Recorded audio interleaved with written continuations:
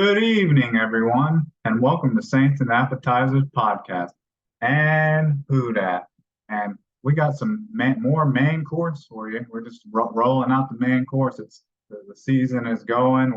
We're into the third week, so that's mostly what we got for you. It's mostly Saints news, and sadly, I think I got a little bit more news and things to go over than I would like to this week or this pregame show for the Saints versus the Green Bay Packers and in Green Bay, a road game at 1 p.m. Eastern, 12 p.m. Central Time. But let's get into this because there's some stuff and some stuff that I don't really like to have to go over, and things that were Saints were dealing with a lot last year that are starting to sneak back up and creep back into reality, I guess you could say. So, anyways, can I get a menu? And the first thing is so Marcus May, the safety, the defense has been playing so great, and he looked great the first 2 weeks, besides the one play where he got completely clowned by Bryce Young on a play where it looked like Bryce Young was going to slide. But looks like the Saints are going to be missing him for 3 games, similar to how they've been missing Alvin Kamara for 3 games. But finally, his substance abuse court case, a DUI case, finally they made a decision on it, and now Roger Goodell, of course, once the Saints are just starting to heat up on defense and go 2-0, now a suspension comes down, so you're losing your starting strong safety now for 3 games. And that's just a big bummer to me. I think it's kind of something that we expected, but you never want to deal with suspensions. And just to think that the Saints have 2 players now that have been suspended for actually 3 players that have been suspended this season now and are going to miss games due to suspension. I don't think the Saints have ever had that many. Maybe they had it during like the PEDs back when Deuce McAllister and some of those other players, the water, the water pills or whatever that they were taking and helped them like dehydrate or help them lose weight so they could weigh in right. That was a long time ago. That was back in like 2007, 2008, when that all happened, when there was a couple players suspended. And then of course Bountygate, there was a couple defensive players that got suspended for a couple games. But since all those incidents that happened like 10 plus years ago, there hasn't, I can't recall of any season when there's been like 3 players suspended for all different reasons. See, because those players were suspended, but it was all for like the same thing. These are all different reasons, you got Alvin Kamara because of the fight, the violent attack, I guess, in Las Vegas, and then you got Jake Haener with the PED suspension, and now you got uh, Marcus May with the substance abuse D/DUI suspension. So that's a real bummer there. Hopefully the Saints are able to work their way through that on defense and still look decent. I think in practice, the rookie Jordan Howding was taking majority of the starting snaps, so maybe he can shine, and maybe even after seeing Marcus May get clowned like he did by Bryce Young, maybe being out 3 weeks and Jordan Howding established himself, maybe he could take his job. Who knows? Because Marcus May, he's been good since he's gotten here, but he's been injured, and now he's being suspended for 3 years. So I can't say that I've been blown away or amazed by Marcus May being out. Like just losing just him, if it was only just losing him for this game against the Green Bay, I don't think I would look at that loss too much bigger of a loss than really losing Jamal Williams for 3 to 6 games with his hamstring injury. But there's more. The Saints are dealing with some more injuries in the secondary, more than just Marcus May. So let's get into the injury report here, because it was so nice the first 2 weeks that it was so short. Only like 3 or 4 players on it, only one player one or two players, one maybe being out or doubtful, and maybe one being uh, questionable. Well, it looks like the injury bug is showing its face again. It's creeped back into the timeline. Has entered the chat. The injury bug has entered the chat, you could say. But let's go over the Saints and the Green Bay Packers injury report here real quick. So I was talking about Foster Monroe, how he finally showed up a little bit in the game against the Panthers. He had 2 catches for 20 yards. I guess just that little bit of action, he hurt himself with just a couple catches, and I guess he was probably in on blocking plays for the run. On probably some of those runs, big runs that Taysom Hill. But so Foster Monroe, tight end, he's dealing with an ankle injury, and it must be kind of a tricky one because on Wednesday he didn't practice, but then Thursday he did practice, limited practice, but then he didn't practice on Friday, and that's kind of a bad sign there that he was able to practice a little bit Thursday, and then it must have flared up again Friday, and his game status is doubtful, so he's not going to play. But thankfully, the Saints do have some good depth at tight end with Jimmy Graham and Juwan Johnson. But those two players, I think it's pretty easy to say that both those players aren't as good of a blocker as Foster Monroe. I think that's really what Foster Monroe brought to the table in the tight end room that Jimmy Graham and Juwan Johnson really didn't, is his ability to block. So losing him could hurt the Saints in the running game that's already kind of struggled due to missing backs and now missing a key blocker, inline blocker. So then the second injury on this report is Jamal Williams. That's an easy one. Everyone knew that early in the week, like shortly after the game, honestly, on Monday, and then early Tuesday, that it was more severe than just like maybe a week or two kind of thing, that he needs some time. But Jamal Williams, running back, with a hamstring, he didn't practice Wednesday, didn't practice Thursday, didn't practice Friday, and he's just out. There's no chance, no glimmer of hope that he'll play at all against the Green Bay Packers.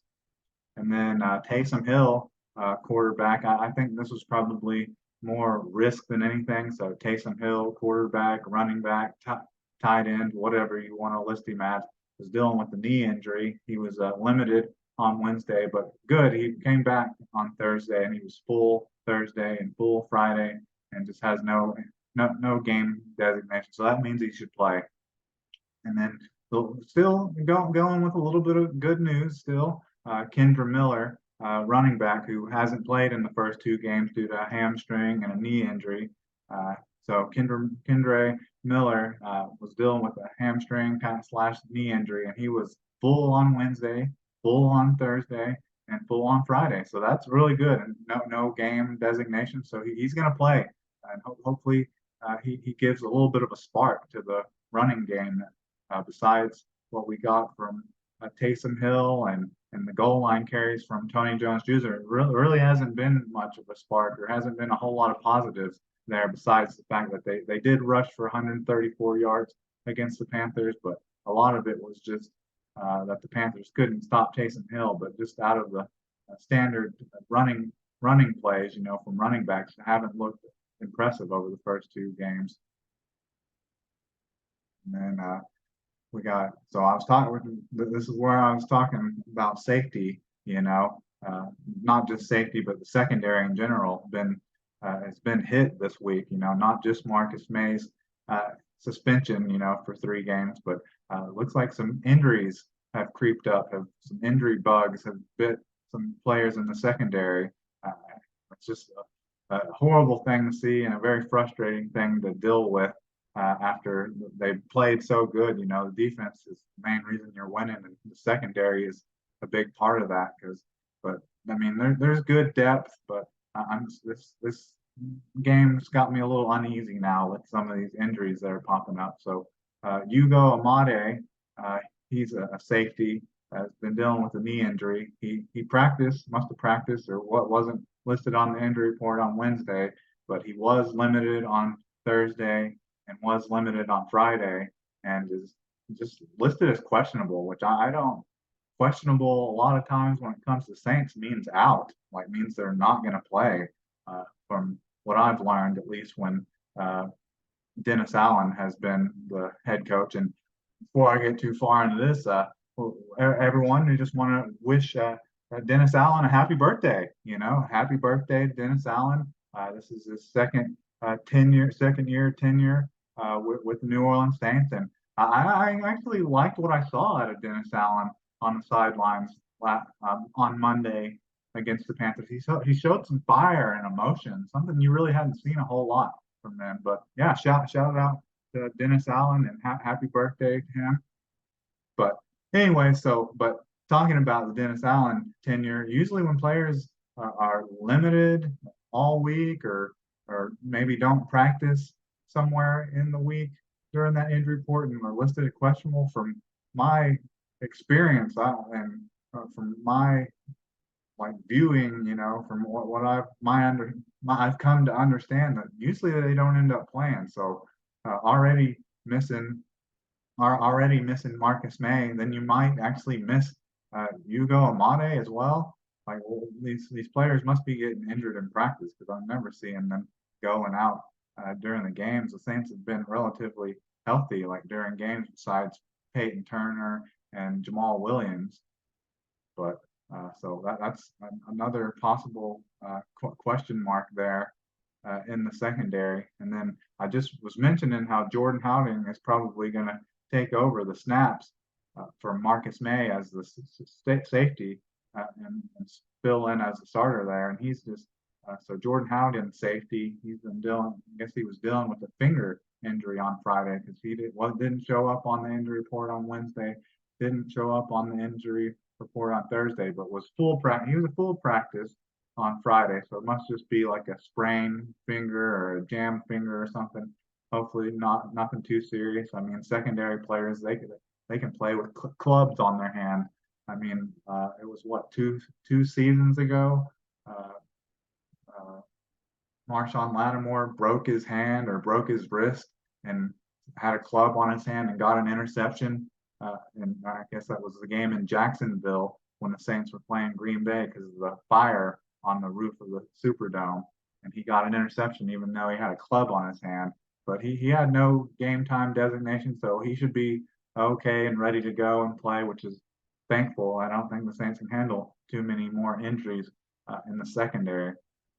And then this is the worst one out of everything that's just randomly popped up on the injury report. This is probably the worst one besides Jamal Williams and Foster Monroe, both not going to be able to play. So Paulson Adebo, your starting cornerback, outside corner across from Marshawn Lattimore, has a hamstring injury. Man, dealing with a lot of hamstring injuries here, with Kendra Miller finally coming back from one. Jamal Williams going to be out a couple games from one, but he wasn't on the injury report Wednesday, wasn't on the injury report Thursday, but popped up on it on Friday. So maybe he injured it in practice on Thursday. I think that's what I've been hearing. So he's questionable for the game, but a hamstring and not practicing on Friday, that and listed as questionable, I would say that's pretty sure bet that he's not going to play.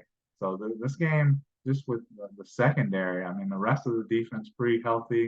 And you still got veterans, maybe your two best players in the secondary, and Marshawn Lattimore and Tyrann Mathieu, the Honey Badger, but still losing that depth. And I'm probably a bigger fan of Paulson Adebo than some people. Like I think a lot of people wanted Alontae Taylor to maybe be the starter over him, but I never thought that. And so I think that's a big loss, losing Paulson Adebo, and I think he's looked great in the first two games as well. The only thing that he's had a little issue with through the first two games is like some holding penalties, but other than that, he's been pretty locked down, almost as good as Marshawn Lattimore. I just don't think he has had a takeaway, or maybe he did have a takeaway. In that, yeah, I think he did have a takeaway. He had an interception off of Ryan Tannehill. So he's played close to as good as Marshawn Lattimore, honestly, this season. Besides the holding penalties that he's had that have kind of nullified some big plays by the Saints defense at times. But yeah, that's got me a little, giving me some anxiety, a little stress, a little worried that the secondary is definitely weakened by those losses of that for sure losses of Marcus Maye because he's suspended, and probably a for sure loss of your starting cornerback and Paulson Adebo because he didn't play at all, and those hamstrings have been an issue all year for the Saints so far. So the first two uh, injury reports of the season only had like 3 or 4 players on them and only like one player out. But now you got uh, 7 players on this injury report, and I would say at least 3 of them aren't going to play. So this is starting to build up, and injuries are starting to pile up, kind of like they were last year already. But anyways, let's go move on from that and take a breath and move on to the Green Bay Packers injuries because they're kind of dealing with some injuries as well. I would say they're just as dealing with just as many issues. They don't have as many listed as doubtful or out. I think they only have like one player uh, on their injury report, but they have just as many more that are just on the injury report. 9. So they have 9 players on their injury report, players that have been dealing with something. But anyways, let's start with this. So this is a Elgton Jenkins guard slash tackle, and I'm pretty sure he's a starter for them. From my memory of Elgton Jenkins, at least when he first became a starter for the Green Bay Packers, he was a starting guard for them, but he's been dealing with a knee injury and he didn't practice Wednesday, didn't practice Thursday, didn't practice Friday. So he's out. He's not going to play. And then Aaron Jones, who I don't think he's played the first 2 games of the season for the Green Bay Packers, but he's been dealing with a hamstring as well. The Saints have been dealing with those hamstrings, but he didn't practice Wednesday, but he was limited Thursday and limited Friday. But I think everyone knows when it's other teams that are dealing with injuries and other teams' injury reports, when they list players as questionable, they usually end up playing. So I would expect to probably see uh, Aaron Jones and then Rashawn Gary, uh, outside linebacker, pass rushing linebacker. He's a starter for the Green Bay Packers. Rashawn Gary been dealing with a knee injury, and he was limited on Wednesday, limited on Thursday, and limited on Friday, but has no game time designation, so he should play. And then Luke Van Ness, linebacker, been dealing with the elbow, was limited on Wednesday, limited on Thursday, and limited on Friday, and he's listed as questionable. And then Christian Watkins, wide receiver, hamstrings, a lot of hamstrings, limited on Wednesday, and then didn't practice on Thursday, and then limited on Friday. So and he's listed as questionable. About the only players besides him and David Bakhtiari listed as questionable. He's the only other one that I would say that's listed as questionable for Green Bay that probably has a chance. Probably it's like a 50-50 chance of not playing because that not practicing on Thursday and then being limited, that means something's maybe flaring up or something might flare up on Saturday and keep him from playing on Sunday. And Donnell Wheatley, punter, had a finger injury. He was full on Wednesday, full on Thursday, and full on Friday. No game time designation. And then this is the one that I don't even know why they list him as questionable because David Bakhtiari, he's like the offensive tackle version of Mike Thomas, has hardly played, probably played even less than Michael Thomas in the last 3 years. And he's been dealing with a knee injury for those 3 years, almost more than 3 years now, because I don't think he hasn't played this year, I don't believe.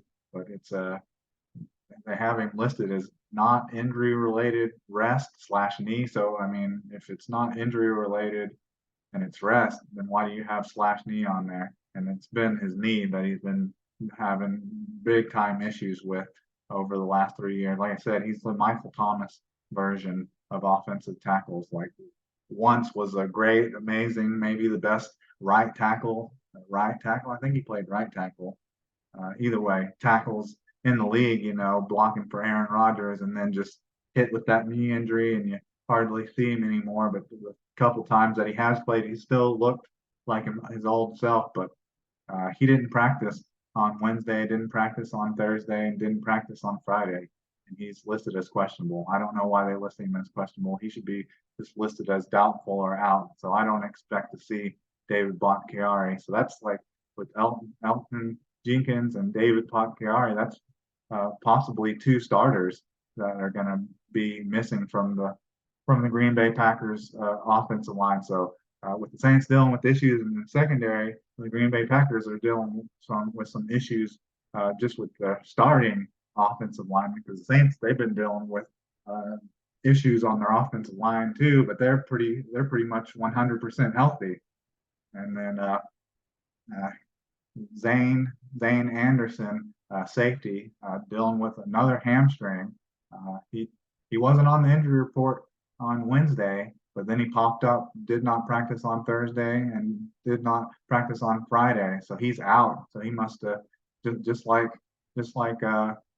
Paulson Adebo must have hurt himself in practice, and then he's out of this game. So they're missing that safety, and then Jaire Alexander, who a lot of people want to compare him and Marshon Lattimore as some of the best corners in the league, and he's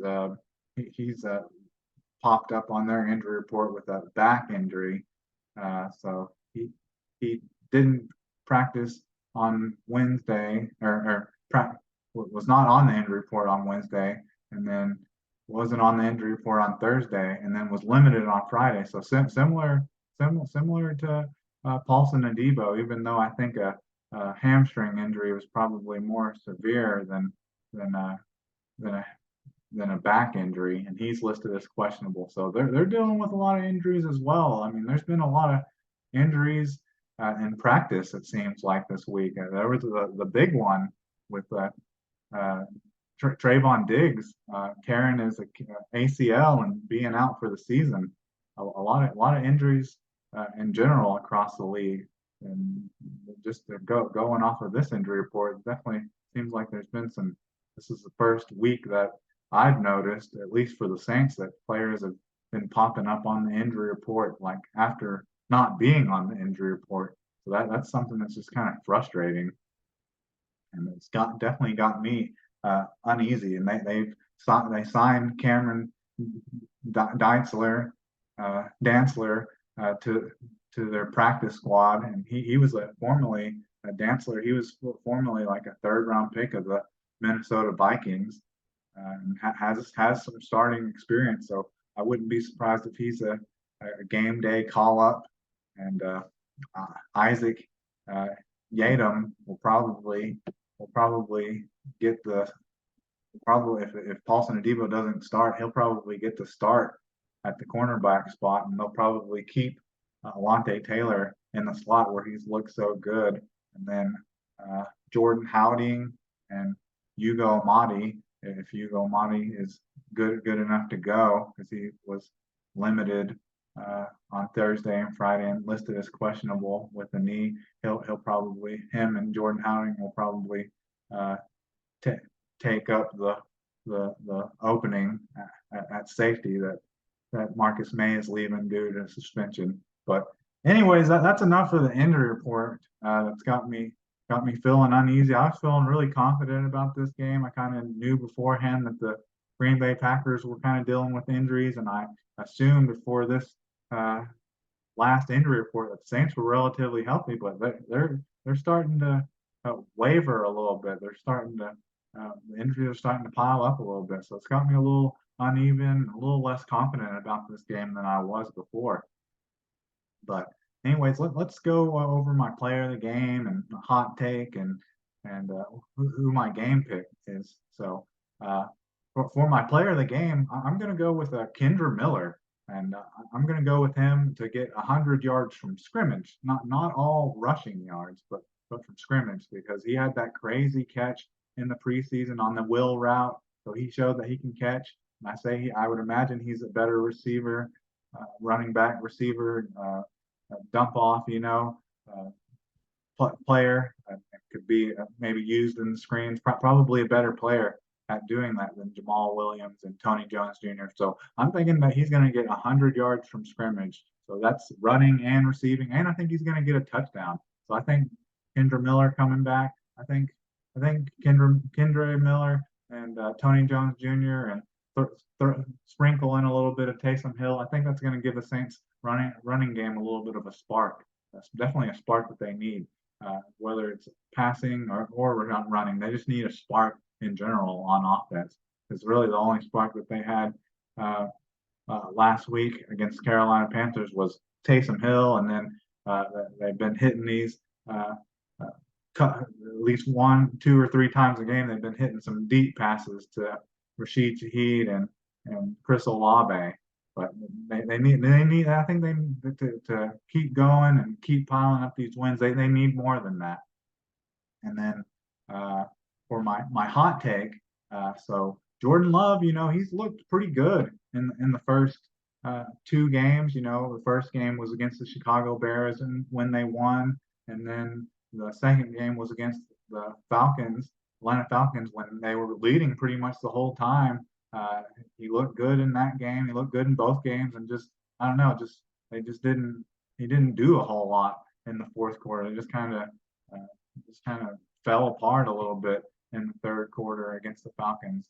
They just couldn't really move the ball much. And then when he got the ball back, down a score with like a minute left in that game, he went 4 and out and just I don't know.